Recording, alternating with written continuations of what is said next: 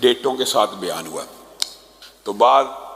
مورخین نے لکھا کہ یہ واقعہ ایک شخص کے ساتھ پیش نہیں آیا، متعدد مرتبہ پیش آیا، اور بعض نے کہا نہیں ایک ہی مرتبہ پیش آیا،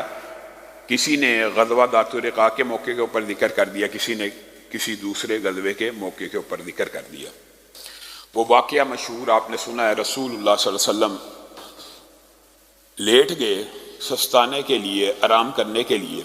اچانک آپ نے ایک آواز سنی کہ ایک آدمی آپ کو اٹھا رہا ہے اور کہہ رہا ہے کہ آپ کو میرے سے کون بچائے گا؟ تو رسول اللہ صلی اللہ علیہ وسلم اس آدمی کو دیکھ کے مسکرانے لگے، ہاتھ میں تلوار ہے، تیز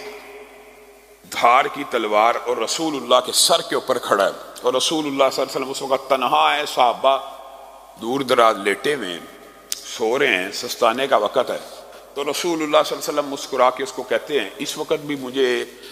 اگر تیرے ہاتھ سے کوئی بچا سکتا ہے تو اللہ بچا سکتا ہے۔ جیسے ہی رسول اللہ نے یہ الفاظ کہے اللہ بچا سکتا ہے، اس آدمی